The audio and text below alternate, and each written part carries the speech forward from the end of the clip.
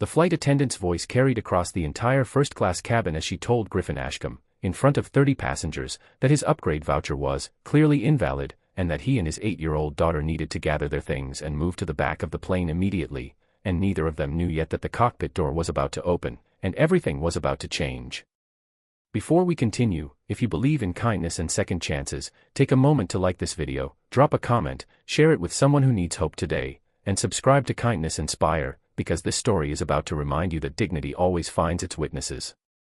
Griffin was 36 years old, a single father raising his daughter Perpetua alone since his wife's death from a sudden illness 3 years earlier, working steadily as a structural engineer to build them a stable life despite the grief that still occasionally caught him off guard on ordinary Tuesday afternoons. That particular morning, he and Perpetua were flying to visit her grandparents for the first time since the funeral, a trip he'd been saving for months to make special, using accumulated airline miles to upgrade both their seats to first class as a small gesture of celebration amid years of careful budgeting. He'd printed the confirmation, checked it twice, and boarded the plane with Perpetua's hand in his, feeling, for the first time in longer than he could remember, like things were finally moving in the right direction. They settled into their seats, Perpetua practically glowing with excitement as she examined the wider seat and the small amenity kit, chattering about how she'd never flown first class before and asking her father a dozen questions about what made it different. Griffin smiled, watching her joy, grateful for this small victory of a morning after years where joy had felt scarce and hard-won. But roughly 15 minutes before boarding was set to complete, a flight attendant named Marlo Denton approached their row with a tablet in hand, her expression already tight with suspicion before she'd even spoken a word.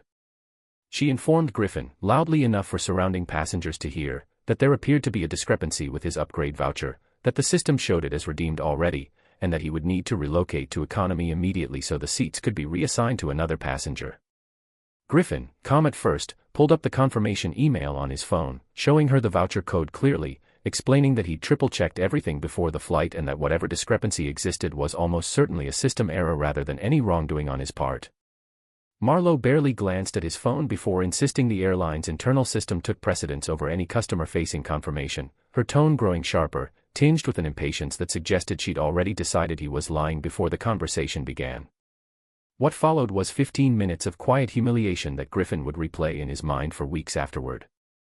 Marlo raised her voice further, drawing the attention of nearly every passenger in the cabin, insisting that Griffin gather his and Perpetua's belongings and move to the back of the plane, implying, not quite directly but unmistakably, that a man traveling alone with a child probably couldn't afford first class honestly in the first place. Griffin felt his face burn with a particular kind of shame, not because he'd done anything wrong, but because he could see Perpetua's excitement collapsing in real time, her small shoulders curling inward as she absorbed the tension radiating from the adults around her, asking quietly if they'd done something bad. He tried, once more, calmly, to explain the situation, offering to show additional documentation, offering to call the airline's customer service line directly from his phone to resolve the discrepancy before disembarking anyone. Marlo refused, citing boarding schedule pressures, and began physically gesturing for another attendant to assist in relocating their carry-on bags, the entire exchange unfolding under the uncomfortable, silent gaze of surrounding first-class passengers who shifted in their seats, unsure whether to intervene or look away. An older woman across the aisle finally spoke up gently, suggesting perhaps the crew should verify the voucher through the airline's booking system rather than assuming error on the passenger's part, but Marlo dismissed the suggestion with a tight smile and continued insisting Griffin needed to move immediately. It was at this exact moment, as Griffin began reluctantly gathering Perpetua's small backpack and his own carry-on, humiliation settling into his chest like a stone, that the cockpit door opened and the captain stepped out into the cabin. Captain Fenwick Osei was 51 years old, a 23-year veteran pilot with a calm, authoritative presence that immediately shifted the energy of the entire cabin the moment he appeared. He'd overheard the exchange through the partially open cockpit door during a routine break in pre-flight communications, and something in Marlo's tone, and in the visible distress on the small girl's face, had prompted him to step out and assess the situation himself before takeoff proceeded any further.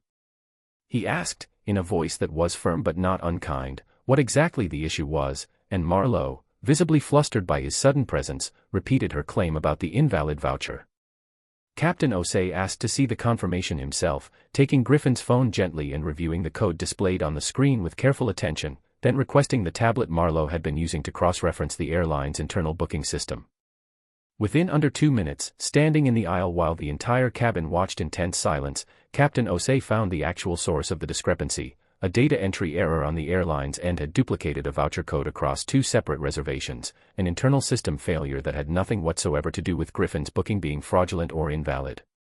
Captain Osei's expression, when he looked up from the tablet, carried a controlled but unmistakable frustration, and he addressed Marlowe directly, informing her clearly, so that surrounding passengers could hear just as they'd heard the earlier accusations, that the passenger's voucher was entirely legitimate, that the error belonged to the airline system, and that under no circumstances should a family have been publicly humiliated over a mistake that wasn't theirs to bear. He then turned to Griffin and Perpetua, crouching slightly to speak directly to the little girl, whose eyes were still red from suppressed tears, and told her, gently, that she and her father were exactly where they belonged, that nothing about this morning had been their fault, and that he personally wanted to make the rest of their flight something worth remembering for entirely different reasons. If this story is touching your heart right now, please take a moment to like this video and leave a comment sharing your thoughts, because what happens next reminds us that one person choosing to see clearly can restore dignity in an instant. What followed transformed the remainder of the flight in ways Griffin never could have anticipated.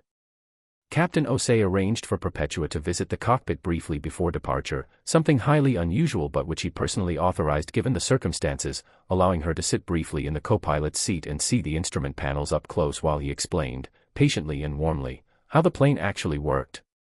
Her earlier tears transformed into wide-eyed wonder, and Griffin, watching from the cabin entrance, felt something in his chest loosen for the first time since Marlowe had first approached their row.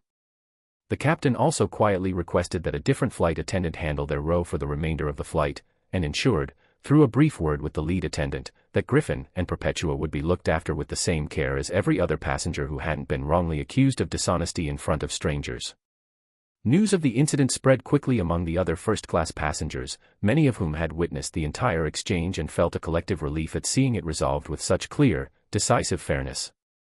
Several passengers, including the older woman who'd initially spoken up, approached Griffin during the flight to express their support, one of them mentioning she planned to write directly to the airline commending the captain's handling of the situation while raising concerns about how the initial confrontation had been managed.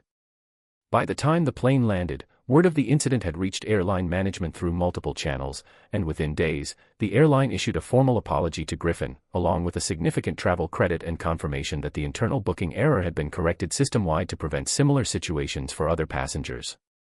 Marlowe, for her part, faced internal review regarding how she'd handled the situation, not merely the system error itself but the manner in which she'd escalated a resolvable discrepancy into public humiliation for a grieving single father and his young daughter.